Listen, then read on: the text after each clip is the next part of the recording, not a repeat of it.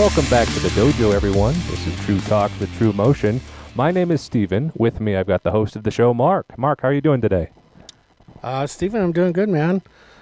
Awesome. Well, we're just two guys talking about how to make the world a better place and hopefully make your day a little bit better in the process. If you're a longtime listener of the show, you might be a little surprised right now.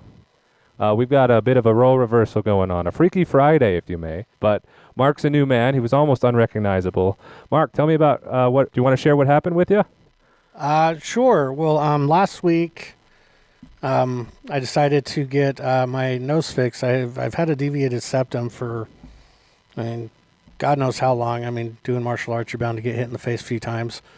So last week, I went under the knife and they got it straightened out, and I may sound a little nasally still, but nothing too bad. But yeah, they liked me so much they decided to keep me an extra night. So oh wow, yeah, it was quite the ordeal. So apparently, after I came out of anesthesia, I think I was on too much because nothing really wanted to work properly after. When I say nothing, it's like my lungs didn't want to inflate properly after that, and then because of that, then my O2 levels were a little low, and so everybody started panicking and freaking out, and I'm just like, come on guys, just let me walk around for a little bit, I'll be fine. Let walk it off. Yeah, exactly. You're familiar with that statement. Exactly, but they didn't want to listen to me because they, apparently these doctors think they know better than me about my own body, but. So no, it's quite the ordeal. I do have to say that it was a very, I don't want to say humbling experience, but it was a very interesting experience dealing with people that are very competent in their job and people that just clock in for their job. Interesting. Yes. Okay. So elaborate on that one. Nothing against the nursing unit at Holy Cross in Salt Lake. Which is the oldest hospital in Salt Lake, by the way. Okay. It's over 100 years old. Didn't know that. Yeah. I believe it started in it's probably almost 200 years old, I think now. I think it started in the 1824, 1850s, something like that. It's the first hospital built in Utah. Okay. It's just getting a little old and all that stuff, and it's really the first time I've ever done anything at this hospital before. So my wife's not a fan of the hospital. So when she found out I was going there, she wasn't very thrilled. So she's like, I hate that hospital. Nothing ever good. Long story short, she's lost family members at that hospital. Yeah, that would leave an impression. Yeah, she's like, she lost her aunt and she's lost a few other family members at that hospital. So she hates going there. And I'm like, well, that's where I'm going. And she's like, I'm not too happy about it. And I don't blame her. So when we were down in the post-op area, the post-op nurses, some of them were okay, but some of them, you're looking around and you're like, these people don't even know what to do. It seems like they're just checking boxes, so to speak. So if you don't fall in that column of correct, they don't know how to handle you. So they kept me in the post-op area for 3-4 hours, which is, you're only supposed to be there for 30 to 40 minutes. So they kept me in the post-op for about 3-4 hours. And finally they just looked at me and they're like, we're going to admit you. And I was like, are you kidding me? Just let me, again, let me walk around for a little bit. I guarantee my O2 levels will go up and they'll stay up. So, but they didn't want to do that. And they weren't really communicating with Shanna very well, which is even more irritating because, as far as she knows, I'm doing just fine. They said that the surgeon came out and was like, hey, surgery went great. Everything's looking good in there and this and that. The anesthesiologist came out and was like, hey, he was waking up a little bit rough, but, he'll be back to normal in about 10, 15 minutes. And then 3 hours later, she hasn't heard from anybody anymore. And so she's like, what's going on?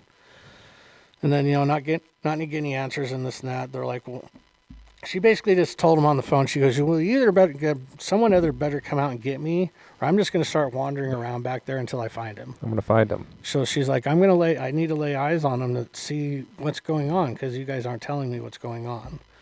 So they ended up bringing her back, and man, the nurses down in that, like I said, the recovery area were just, it's like doom and gloom. It was like they were talking to us like I was like, you should get your will and testament ready. Right. I was like, are you serious? Unbelievable. You know, she's starting to cry because she doesn't like what's going on. It's like it was a routine surgery, very simple surgery. So they send me up to ICU. I know. ICU. Yep, exactly. And the nurses are like, what are you doing in here? And I was like, that's a great question. I have no idea. I was like, I was supposed to go home. They're like, okay. Like, it says your O2 levels aren't stabilizing. Well, let's check. So they had me on oxygen at this point, and they're just like blasting oxygen in my face at like 10 liters an hour. They're like, that needs to go down right now. So they cut it in half, and they're staring at my O2 meters. They're like, cut it down again, cut it down again, cut it down again. And then basically they turned it off, and my O2 levels didn't change at all. Huh. And they're like, now I really don't know why you're here. And I was like, now I really don't know why I'm here either. They're like, but okay, we'll keep monitoring you. So, but what we kind of come to find out is it was a combination of too much anesthesia. I had a slight nasal infection and some complications with some undiagnosed sleeping disorders that will be getting diagnosed here shortly. So apparently when I would sleep or when I would start to sleep, my O2 levels would just bottom out, so to speak. And then that's what caused them all sorts of panic. And I was like, okay, well. But long story short, like a 4-hour procedure process turned into a like 36-hour procedure process. So, but out of the hospital, I spent the first full week here back in the dojo. The first day was a little rough. I was a little tired and still trying to get my energy levels back, but yeah, everything else is going pretty good. I guess, yeah, there we go. Well, we're glad you're here. Yeah. Welcome. This is your show, by the way. And the dojo, everyone's fine. Obviously, we didn't burn it down or anything. That's always a good thing. Added plus. Yeah. Everyone was happy to see you return. So, welcome. Well, let's get on with our show today. First, we actually have a sponsor today. Are you ready to unleash your inner warrior this summer?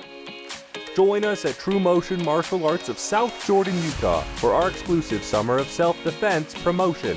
You get a whole month of intense training that includes a high-quality karate gi, an exclusive t-shirt, our signature dojo patch, full membership to our gym, 4 weeks of personal lessons, and group classes. And here's the best part.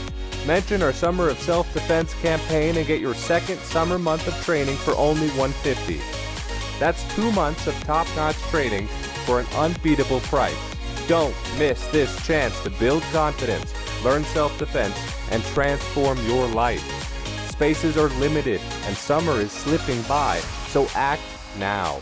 Visit us online at TruMotionMA.com or call 801-280-8881 to sign up today. Join the Summer of Self-Defense at TruMotion Martial Arts and become the hero of your own story. TruMotion Martial Arts, building better people since 1981.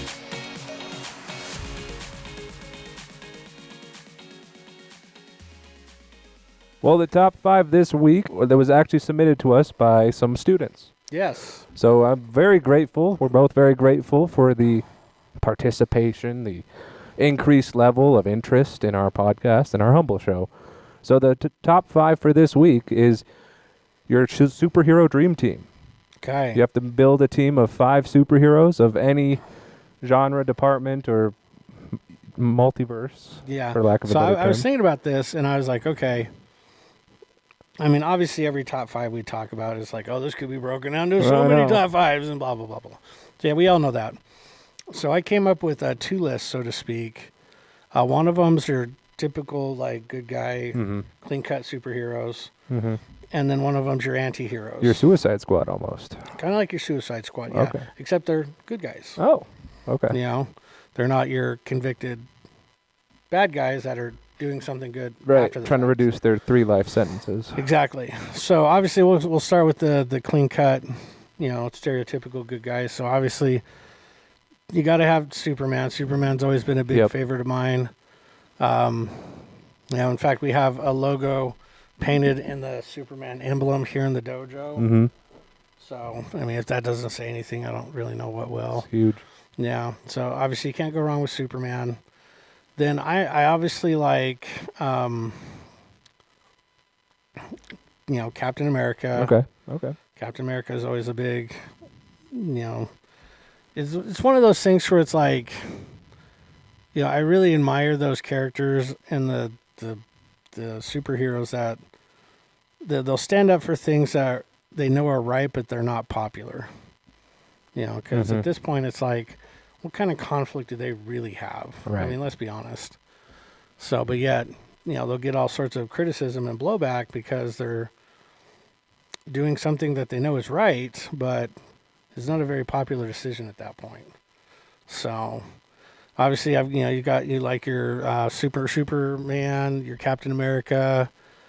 I also really like Daredevil. Oh yeah. Okay. Daredevil. He was kind of towing on the edge of like anti-hero and your clean cut superhero. But I put him in the clean cut superhero guy for the simple fact that he does want to help people. Mm-hmm. Like that's obviously that's the main criteria. Absolutely. So, but I like Daredevil for the simple fact that, man, realistically, he could be an actual thing today. Mm-hmm.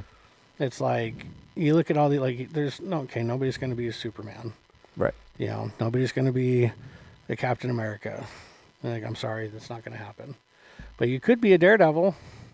Why? Because it was just a kid that went blind, and he ended up taking that ability to enhance his other senses, and, he uses this like kind of sonar to see with. And that's actually a thing now.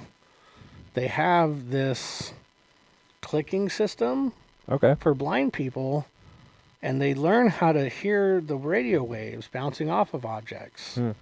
So they did this test where this kid had a helmet on with it, and it would send out these click sounds, and granted the kid's blind, and he's riding this bike and not hitting anything. Okay, so the fact that he's blind and riding a bike and he's turning where you need to turn is pretty incredible. That is incredible. Yeah, definitely Daredevil's a realistic possibility for somebody that could actually be a real life superhero today. So I'm obviously a big fan of Daredevil as well. Oh man, what are the Thor? Even if it wasn't like the cinematic universe Thors, like just the Greek god of thunder, or Norse god of thunder, not Greek. Sorry, didn't need to offend anybody. Zeus. Yep, that's Zeus. Yeah, definitely a big fan of Thor and his hammer and just the legendary stories and all that stuff. The last one I'd probably have for my clean cut guys, that was where it started getting tough because there's obviously a lot. But I ended up going with Professor Xavier. Oh, okay. Yeah. Good old telepathy. Because everybody, when you're younger and everybody's like, oh, if you could have one superpower, what would it be? Everybody's like, oh, flying and strength. Laser eyes. Yeah, laser eyes and blah, blah, blah. Now I'm like, I want Professor X's power. Yeah. It's like, if you can do that, man, you can do anything. Yep. So that's my clean cut That's superhero your clean guys. cut? Okay. Let's go with the gritty ones now. The gritty ones, your anti-heroes, the ones that are heroes, but they do the stuff that nobody else likes to do. Okay, obviously number one, you've got to go with like Wolverine. Wolverine, okay. Yes, Wolverine's definitely in that top spot for that. I like this character, but I also don't like him at the same time because I don't think he's a real superhero. He's a hero, But he doesn't have any superpowers. We're talking about Batman. Batman. Okay, Interesting. Batman, I wouldn't classify as a superhero. Not a superhero. No, he's a hero. Okay. But if you look at him, he doesn't really have any sort of extraordinary superpowers. Interesting. I mean, they joke about it in the Justice League. He's like, "What's your superpower?" And he's like, "I have money." Yeah. It's like, okay, that's his superpowers. He's got a lot of money. But he's obviously very smart. He's very athletic. He can fight. He can build things. I mean, so he's got a lot of abilities probably the average human doesn't have. But I mean, I don't even care what anybody says with the whole Superman versus Batman thing. Dude. Yeah. Okay, don't even get started on that one. But yes, Batman is very smart. And he knows how to, like, shift the tables into his fashion or whatever. But Superman just has to punch fast at him and he would obliterate. Mm-hmm. Okay, they actually did a physics show about what would happen to the Earth if Superman punched at full power. Whoa. And basically he would destroy everything in atomic level. Okay. So it's like, okay, Batman, you could, like, flick his finger at him and shoot, like, this arrow dart through his heart. Mm-hmm. So it's like, okay, you can't stop that. Right. But that's besides the point. But hey, it gets the views. People want to see the Batman. Well, honestly, Batman's a really cool character for the villains. Yeah. Batman's got the best villains out of I 100% agree. any kind of comic book arc you can think of. Yeah. So I've got Wolverine, I've got Batman, Deadpool. You got to go with Deadpool. Yep. Because is he a villain? Is he a hero? What is he? What is he? Well, he's really funny. Yeah, he's really hilarious. funny. I love the characters and the talking with himself, and the comic books are just as funny as the movies are. Okay. Okay, so everybody likes the movies because of Ryan Reynolds and this and that, which, hey, I don't blame you. Ryan Reynolds, I 100% agree. He does a great job. Because there's certain movies, like, roles where you're like, that's the only person that could play that. Mm-hmm. Like Iron Man in the movies, only Robert Downey Jr. can play that. Yeah. Okay? There's no ifs, ands, or buts about that. Okay? Deadpool, only Ryan Reynolds can play that. Wolverine, sad to say, but only I think Hugh Jackman can play that. We'll find out because I think they might recast him in some other stuff, but it's hard to see anybody else beside Hugh Jackman playing Wolverine. So those three, and then my next two, oh man, again, this is where it kind of gets a little fuzzy because one of them is technically a villain. It's the Deadshot. Oh, okay. Okay. So again, he's technically a bad guy, and he's an assassin, but it's like he only deals with bad people. Mm-hmm. Okay. And then obviously my number one, or not, I wouldn't say my number one, but you can't have any sort of anti-villain or anti-hero or any sort of list without the Punisher. The Punisher. Yeah. Like, Okay. He's a very, very misunderstood character. He just does what he's supposed to do, whether it's right or wrong. You know, if it's wrong in the eyes of like society, he doesn't care what people think. And it's like it's a justifiable act for him to do whatever he needs to. So yeah, that would be that'd be my anti-hero top 5 was Wolverine, Batman, Deadpool, Deadshot, and The Punisher. The Punisher. 2 for the price of 1, folks. That's incredible. It's hard to follow up that top 5, actually. My list, I only have one list, but I divided it into classes, right? Okay. So you've got your strength classes, you've got your frontliners, you have your tech, you have your backliners. Yeah. Maybe you have a support in there, okay? Yeah. So I have 2 frontliners that I'd pick. I would pick Saitama or One Punch Man. Okay. And then I'd pick Wonder Woman. I'd pick both of those for frontliners. Okay. Wonder Woman might be more of a ranger, right? Like a rover, kind of moving in front line, back line, has all the stuff. Yeah. But obviously, if you're known for your one punch, you're in the front. Yeah. I've got my tech, and that's going to be Iron Man. Okay. So I'd have Iron Man, again, very mobile, very moving around, can punch, has tons of weaponry. And then I'm going to go with, let's see, for my range, I'm going to go with, I think I'm going to go with Green Arrow. Okay. I think I'm going to have, like, master precision, still, people realistic skill in a way, but be able to snipe things like that. And then for my specialist, I'm going to pick one a little bit off the beaten path. I'm going to pick Domino from the X-Men. Okay. So Domino, I think that's the one with luck. That's the one that's super lucky. Yeah, and they make fun of it in the Deadpool movie. But then it works. It's lazy Luck's writing. not a superpower. It's not a superpower. Having luck is not a superpower.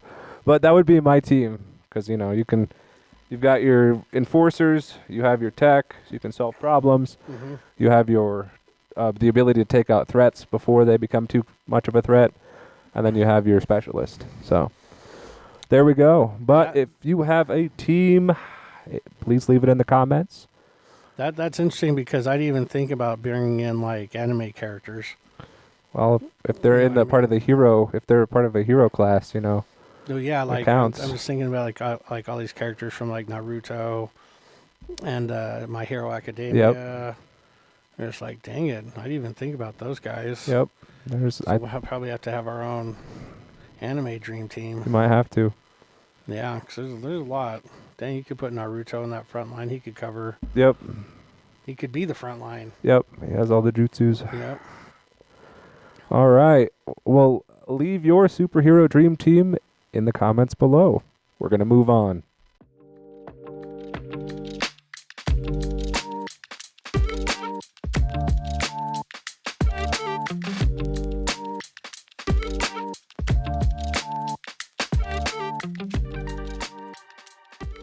The next section of our show is Ask the Senseis.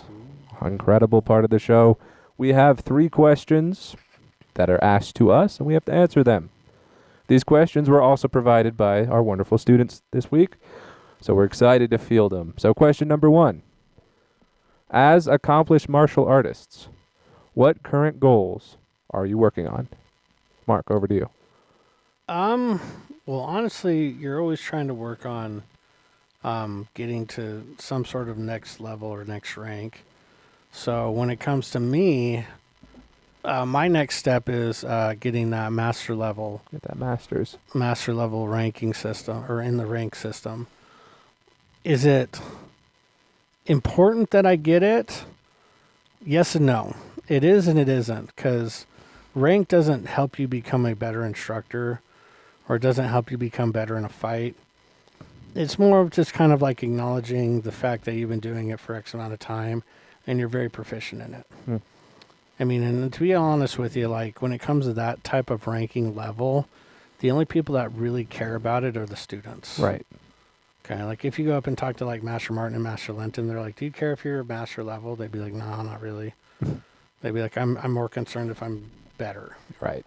It's like, so, I mean, yes, the simple answer is yes. I am working towards that master level rank. When will it happen? I don't know. I got to get some other things figured out in terms of like body wise, just because of the wear and tear and age and all that stuff. It's my body's been fighting back a little bit, so it's like I need to make sure I'm healthy first before I even think about being like, yeah, I think it's like I'm really going to take a go at this whole 5th rank type stuff. So in terms of like, besides rank, obviously rank is it's a very simple answer. But people obviously want to hear more than just that. So when I think about in terms of like, what did they say, what am I currently working on, or? Yes. What current goals are you working on? Okay. Goals. All right. So that's a little bit easier to talk about. Truthfully, it goes back to what I kind of said a little bit just a minute ago. I want to become the best instructor I can become, whether that's finding new drills and new ways to do the same thing, keeping the students engaged for longer, having their skill level go up through the roof, where somebody comes up to you and be like, dang, that person looks really good. That gives you that, yeah, they do look good. And I've done a damn good job getting them to that point. Now, in the grand scheme of things, I've done a very small portion of getting them to that point. So they should take all the credit for when they look good. If they don't look good, then I'll take the credit for them not looking good because I didn't do my job to get them ready. But it's one of those things to where, as an instructor, it's kind of just like any coach in any sort of athletics. If the team does really well, it's a team effort. It's a team effort. Yeah. If the team does really bad, it's all on you. It's because the coach doesn't know what they're doing. It's like, well, all the parts were still the same. Why is the outcome different based off of who you think is doing what? Interesting. So, do you have more details on that? Because I agree with that, but there comes a point in time where you teach someone and you teach someone and you teach someone, and then you're like, I don't know how to get to this person. So when does it become like, I need to reevaluate how my approach, or I need to reevaluate how I'm sharing these details, or maybe I don't know, maybe the student needs to have a different goal. Is that even a reality, or what are your thoughts on that? That is definitely something that does happen a lot. And then again, you have to take a step back, and you don't want to teach them from your own ego and pride, being like, well, I want them to be like XYZ. Or I want them to be like me, or first of all, that will never happen. Right. Okay, because you're the only version of you that's ever going to be. And that's enough. Yeah, exactly. So when it comes to, because obviously we've dealt with plenty of children and teens and sometimes a few adults where they're like, man, they're really struggling remembering the stuff. And they're like, I feel like I'm wasting their time when they're just coming in and we're reviewing the same thing over and over again. Well, first of all, you got to take that mindset and just kind of throw it out the window in terms of, okay, well, if we're doing the same thing over and over and over again in class, who's it really bothering? It's just bothering me. Yeah. Okay, if the students don't care, then why should I care? Right. Okay, and when I say that, I mean, I always want them to become better. Of course. Okay, but they ultimately have to make the decision on whether or not they want to become better. If they do, fantastic, that's awesome. If they don't, that stinks, but like, we'll live, you know? So when it comes to trying to deal with people or students where you're just like, God, I feel like I'm just beating my head against a brick wall, trying to get them to remember this form or trying to get them to remember this technique. And every time they come in, it's the same damn thing over and over and over again. Okay, well, guess what? Eventually, you're going to just test them anyways. Why? Because it's going to force them to learn the material. And guess what? Guess what happens? All of a sudden, they start practicing, and they're remembering their material. Big shocker, I know. So when you're doing that sort of stuff, you always kind of have to remember in terms of, okay, well, I'm here for them. They're not here for me. Right. That's the number one thing. And if they're doing the same thing over and over and over again, you have to kind of ask them, be like, hey, does this make sense to you, or doesn't it not make sense to you? And if it doesn't make sense to you, please say that. Why? Because then that's my responsibility to find a way that does make sense to you. And you could show them 8 or 9 different ways, and then all of a sudden, the next thing you know, something clicks, and you're like, well, dang, that really worked for you. They're like, that did really work for me. I don't know what's going on. I'm like, okay, well, let's remember that. Let's try it again. And then you do it the exact same way, and it remembers it again. Be like, okay, now I know why it's working. All right. And then you explain that to them, and they're like, this is why it's working because of, and you give them just as simple a version as you can. And all of a sudden they'll look at you and they'll be like, God, you're right. That is why it's working. I'll be like, yeah, it is. So good job. Way to go. So, yeah, I just definitely think that when it comes to like setting goals, man, I mean, obviously you have I've always struggled with maintaining like flexibility. So it's like all of a sudden I'll be like really limber, and then all of a sudden life happens and you stop focusing on your stretching. And you're like, God, I got to get it back to stretching. Then you hyper focus on your stretching, it's really good. Then you go on to something else, and it's this like vicious cycle. So obviously one of the things I'm always working on is improving my own flaws. Okay? Because we're always going to have things that we don't do well. And it takes a lot of strength and personal character to look at yourself in the mirror and be like, I am not good at this aspect of my life. Right. How do I make that better? Or to look at yourself and be like, that does not work well. Or I'm not doing a good job at this. And to actively tell yourself, okay, like you suck at something. It's hard. It's really hard because we're taught at such a young age to be like, don't worry, the version of you is the best version we need. Well, is it really? I would say no. Why? Because if it's the best version you need, then what's the point of improving? Exactly. It's just like updates on computers. It's like, do you think a computer company would be like, hey, let's just, throw everything on one last update and then we're done forever? Do you think they would be like, that sounds like a great idea, let's do that? No, they want to do the little things every few months to make sure everything's adapting and changing correctly. Interesting. Same kind of thing when it comes to training. It's like you could be doing the same thing for 3 months and it doesn't work, and the next thing you know, you changed one thing and everything just fell into place. So I 100% agree. My eyes looked over to our logo, which is on the wall, and it's not building good people. Because someone might come here and be good. It's building better people. Yeah, as far as current goals for me, I mean, you know the story. After black belt, I contemplated like, where do I go? But as a martial artist, and I appreciate the compliment of saying I'm accomplished, I feel like I drop in the bucket right now. Is, like you said, finding out how to connect with more people. And I think was put really well this week was I'm not there to teach. I'm there to share. yeah. Because I've already walked that path. I've already been there. I know the struggles. I know what it's like to not remember forms like pin on 3.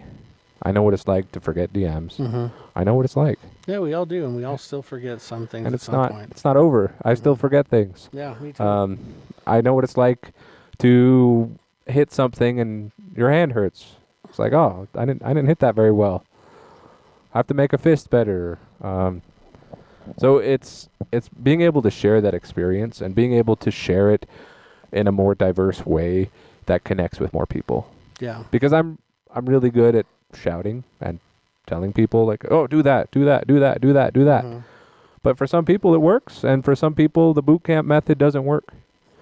And that's something that I need to address. That's not their fault that it doesn't work. So current goals for me is becoming a better teacher, becoming a better instructor, learning how to share what I know with the students better,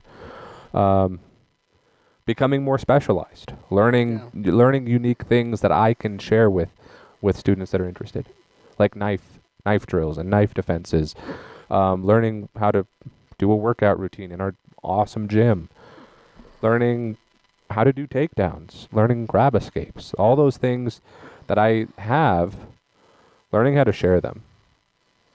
So that would be my current goal. Aside from obviously the rank advancement does not stop once you reach black belt. No, yeah, it's always continuous. It just becomes, instead of a process of months, it becomes a timeline of years.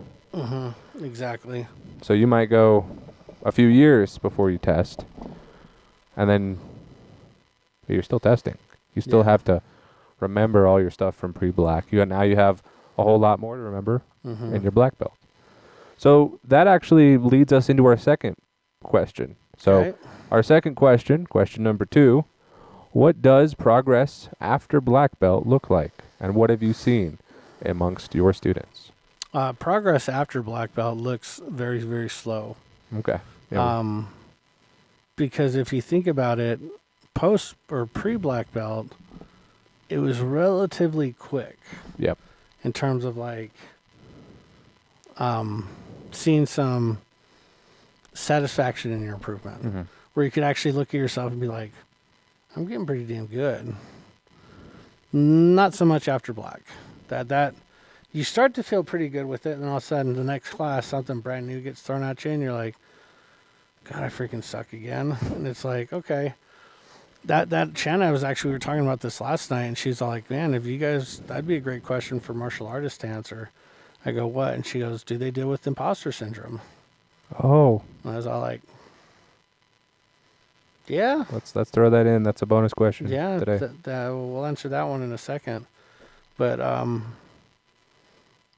yeah, as far as what it looks like,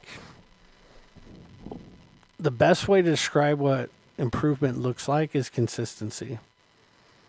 Okay, like if you're coming just as much as you did before you got your black belt, that's a huge improvement in your own personal self. Okay, because unfortunately, when you look at kind of the current population of black belts, kind of the ones that we have here, out of the many number of black belts we produced, only about 7 are still training. Mm-hmm. Okay, and then we've got you, we've got Jay, Sarah, Margaret, Luke, Elsa, Todd, and I think that's about it. I think so. So we've got 7 right now currently enrolled as students. Mm-hmm. Okay, we're going to lose Luke and Todd here in the next few months because of going on a mission. Okay, that's something we can't really control that. But everybody else stays really consistent with making their lessons.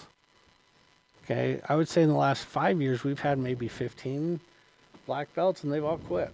And I've even heard it from some of the brown belts. They're like, yeah, we just don't want to get to black yet because it seems like everybody that gets to black ends up just kind of quits. And we really like training, so we don't want to do that.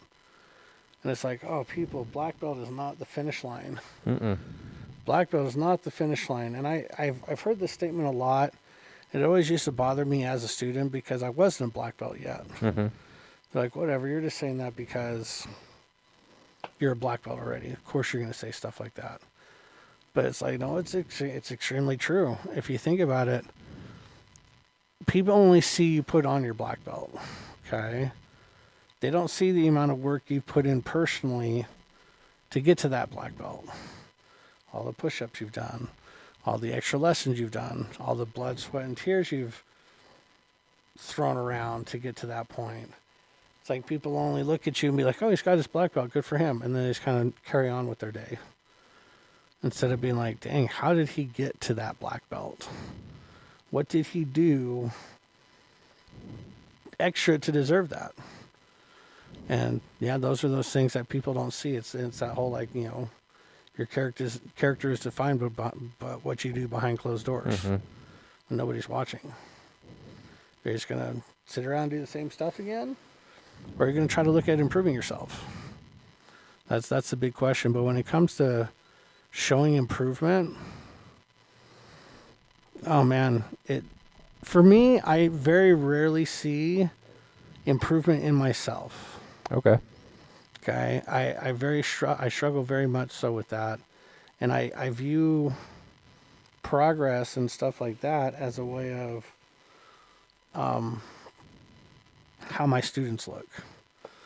Okay, so if all of a sudden my students are all looking top one, and like you're just like, dang, these guys are all firing on all cylinders, then I'm firing on all cylinders to get them to that point. And that's like, okay, that's what my progress is looking like. It's looking like these guys. Like, dang, that makes you feel pretty good. Okay. But there's so many things to work on after black. You can't just be like, oh, if I get my kicks higher, then I'll definitely know that I'm doing better. Mm-hmm. No, not at all. It's like just because you're, kicking 6 inches higher doesn't mean your kick is better. Right. You know what I mean? So it's like it's hard to say what it looks like. Mm-hmm. People just recognize it when they see it. And usually you won't see it in yourself. You'll see it in your friends or your friends' friends or, all that stuff. But yeah, as far as what does it look like, staying consistent. You got to stay consistent. Yep. So if you're consistent with it, that's what success looks like, or like that's what improvement looks like, is staying consistent. No, I'd have to agree with you there. I think there was that, and when you get your black belt, there is one of two things that you feel. You feel like, oh, I'm the best. I'm on top of the world right now.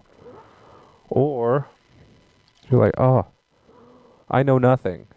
I have so much to learn. And it's a remarkable achievement to get the black belt, but it's not the top of the mountain. No.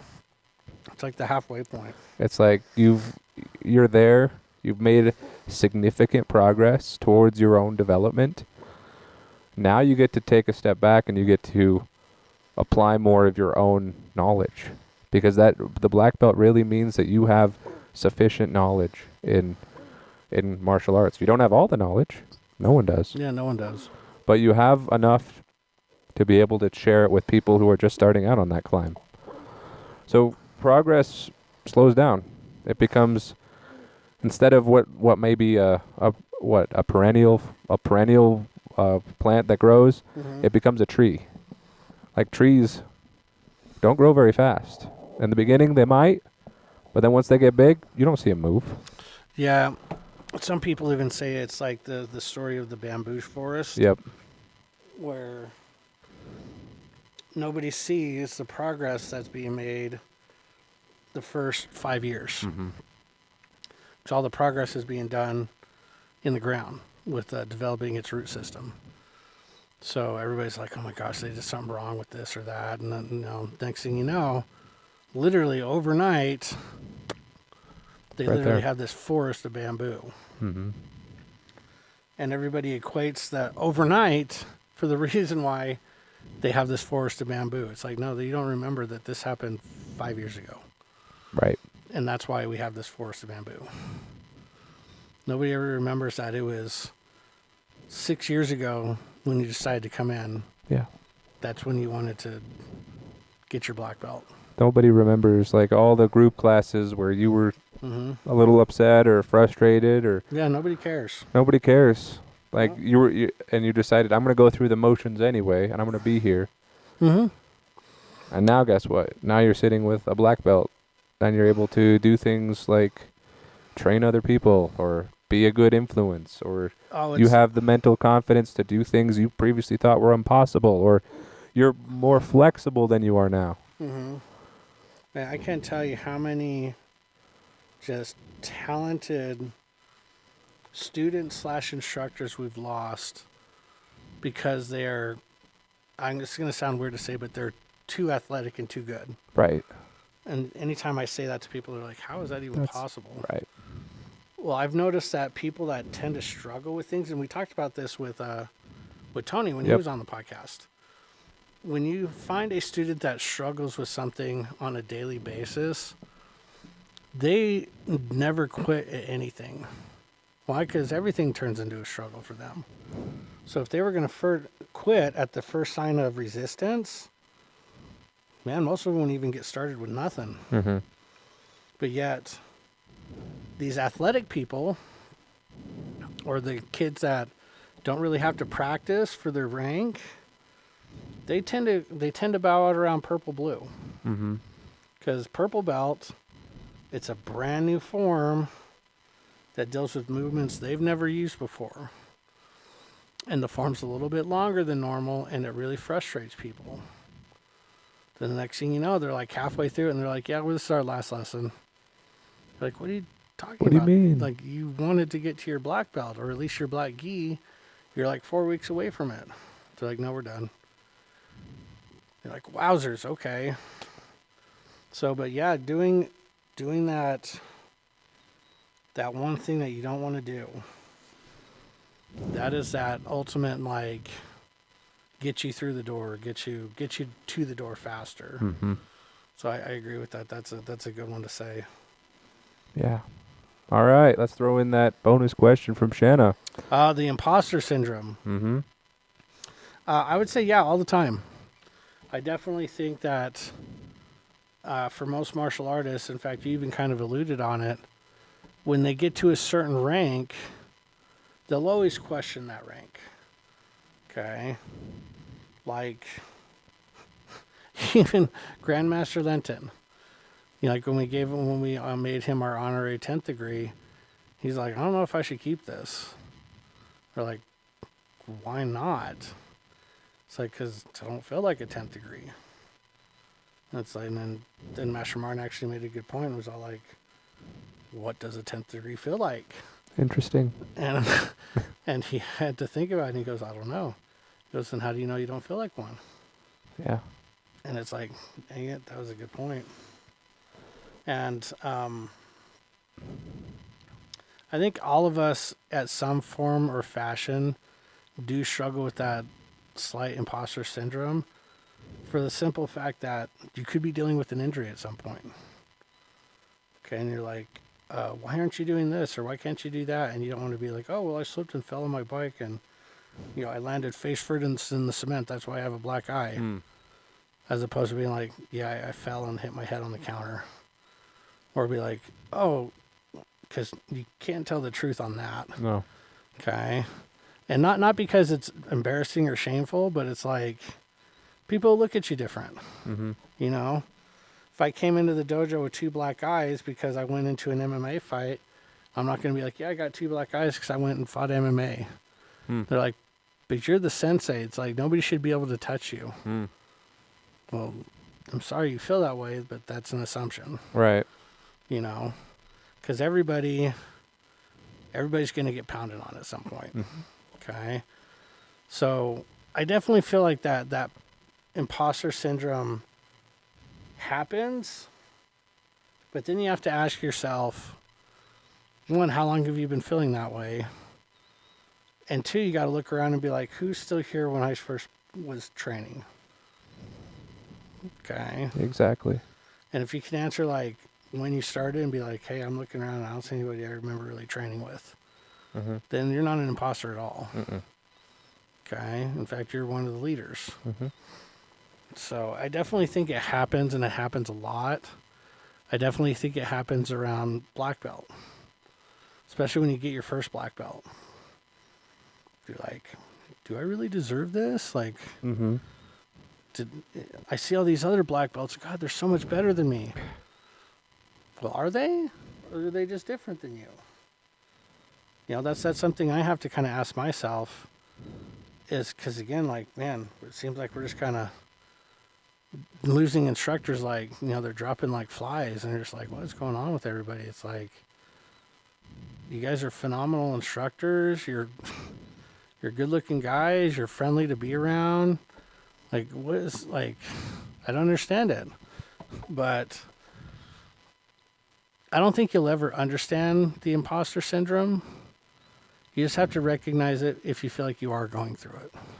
Right. And then if you are going through it, you have to look at it logically. Be like, okay, why do I feel like this? Well, I feel like it because I'm not as fast as everybody else. Yeah. Okay, well, let's do some speed drills. Let's see how far apart we actually are. Yeah. What are you doing to combat it, or are you just accepting it as a thought? Like, I totally agree that everyone will get the imposter syndrome. And it doesn't help when you see newer people that might be a lower rank and they're athletic. But who knows? Like, Oh, yeah, you might be like, what's the analogy, right? The hammer and the nail. Some days you're the hammer, some days you're the nail. I threw a second half of this of that analogy as, but guess what holds the building together? It's not the hammer, it's the nail. Exactly. Every time you feel like you're getting pounded, it's like, oh, you have a path now of what you can work on. Yep. And the hammer goes into the toolbox when it's done. The nail stays around. Nail stays there. So I've never heard it explained that way. Or I've never heard that finishing expression on it. And it's, God, you're absolutely right.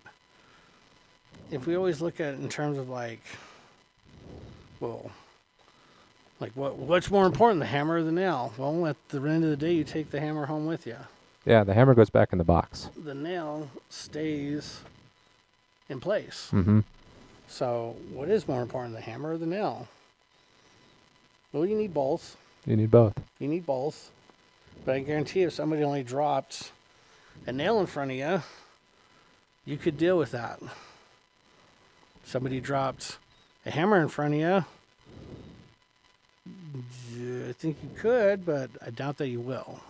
That's just what you take away from it. Exactly. It's like you can build a house with a handful of nails. You can't build a house with a handful of hammers. Right. So. Interesting. Yeah, that's a great point. I like that. I like that a lot. I'll give you that one for free. Yes. I like freebies. All right. Last and final question. Okie dokie. What do we Veering got? off the path of being an instructor, or maybe it's along the path. What is something you changed your mind about in the past year? Shoot, let's see.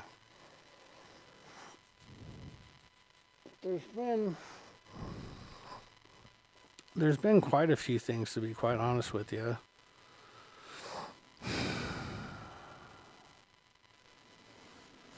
I think without trying to get too like political with anything, Okay. it's really trying to make a very, very valiant effort to talk to people that don't have the same viewpoints. Interesting. Okay? Because it's like, man, if I only talked to people that believed and thought everything I did, It's an echo chamber. that'd be cool for a day. Mm-hmm. And be like, hey, talk to me something about I don't know really a whole lot about. Then all of a sudden you're like, I've never thought of it that way. Have you guys thought of it this way? Like, I don't know. And then you start going back and forth. The next thing you know, you guys are having conversations. Versus like, oh, this person's got blue hair. Like, I can't talk to them. Right. Like, really? Why? Have you tried talking to them? No. Then how do you know you can't talk to them? Just look at their hair. What about their hair? It's blue. You know? Do you not like the color blue? Yeah, what do you have against blue? Yeah. And it's like, well, so I think it's good color hair. All right, well, that's your opinion. Good job. But it's like, I've definitely tried to take the mentality of, hey, let's meet and talk to people I wouldn't necessarily meet and talk to. Mm-hmm. Because that just kind of keeps you grounded and humble. Broadens your perspective, too. Mm-hmm.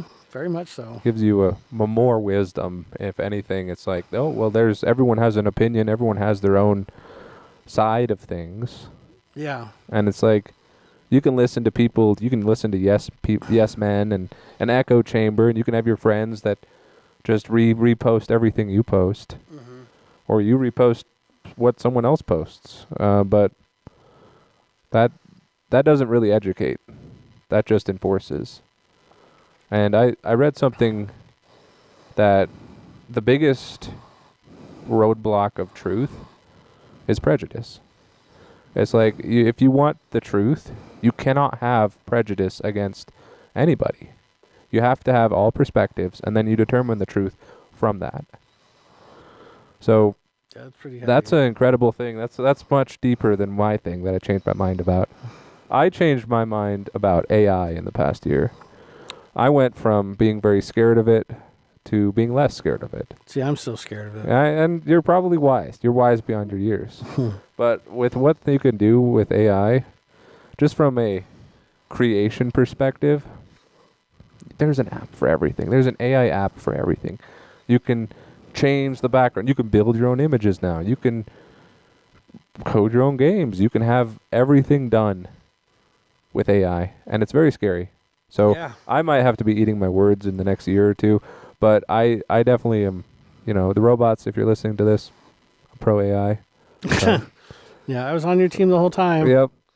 No, I agree. I think AI is probably a good one to talk about as well, because I was very like, I don't care. Yeah. Like, whatever, it's just a computer thing. Well, now you have an opinion. And I got a big opinion, and again, people don't necessarily have to agree with me. I don't really care if they agree with me. But it's like I've been seeing things where it's like been reading articles where two different computers are talking to each other in a different language. Mm-hmm. And they're like, how do you know it's a different language? They're like, well, they're responding to each other and they're answering questions. And they're like, well, questions from whom?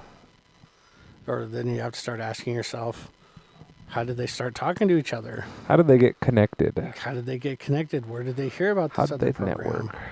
Exactly. And then that scares me beyond daylights. Yeah, probably an AI version of Tinder out there where they just swiped on each other and then like now we're We're compatible. do you like world domination? Oh, so do I. Yeah. Let's talk. Skynet's coming faster than we think. I don't want to have to destroy all the Terminators. Yep. Yeah, the AI scares the bejeebus out of me. Yeah. Well, Not a fan of it. I that's all right, and I accept you for your opinion. And I accept yours because you showed me some crap you made on AI. That's the thing. I was like, damn, that was really good. You can do so many things. It helps, but you have to learn how to use it. If you don't know how to use it, if you don't understand it, just like guns, you know, if you don't understand it's a tool. it's a tool. It's a tool. But I can see both sides. I can see that. Oh yeah, Skynet future and future where I can just say something into my phone and it does it for me. But it already does that. So, well, those are our 3 questions. That's the Ask the Sensei portion of the show. Thank you. Did we have another one on there? Or we 3 plus 1. No, that was 3 plus 1. That was 3 plus 1. Yeah, then we had our bonus question. I thought we were going to talk about the 8-year-old self, or that'll be for next week. Yeah, that'll be for next Okay. next time. Little hint. We got a lot of questions from viewers this session, so thank you. I'll put them in the shout out for when you're done. Well, that's what my shout out was. Moving on.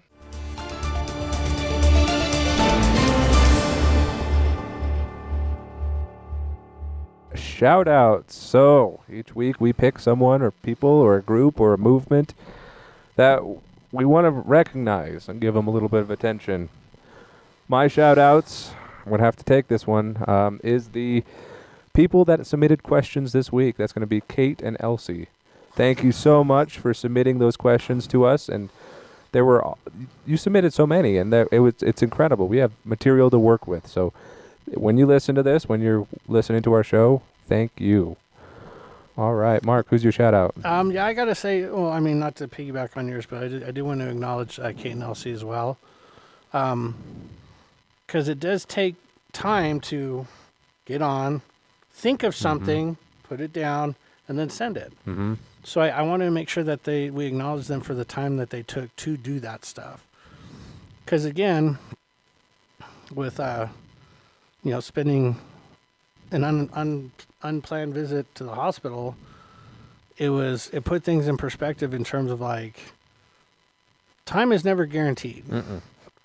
Okay, so if somebody's going to be willing to take their time to do something, you better make damn sure you thank that person for that time. Because time's one of the only things we can ever get back. Okay? So if they're willing to take that time to use it for something that we enjoy doing, that's even better. Okay? So, but I will have to say my shout out, again, it's gonna have to be Shanna, just for kind of, being strong at home for when I was in the hospital, and the being able to put on a smile when that was the last thing she wanted to do. Probably the first thing was punch somebody in the face. Oh, yeah.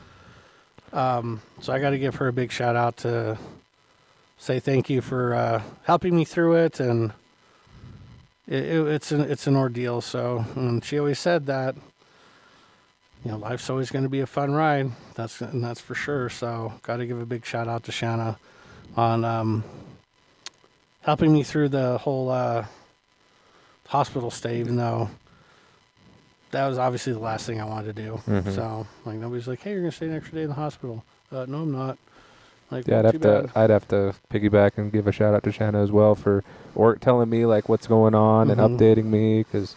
Well, and also a big shout out to you as well for kind of taking the reins of the school and moving it in the direction that still need to move towards. And you obviously everybody jokes. It's like, well, it didn't burn down. Yeah.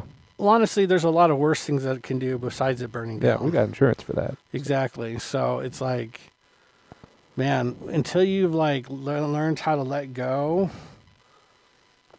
man, you're never going to grow. Mm-hmm. Okay. So if you're in the karate industry, or if you're an instructor, you have to learn how to give the reins over to someone else temporarily. Okay, because if you don't, they won't ever know how to do certain things.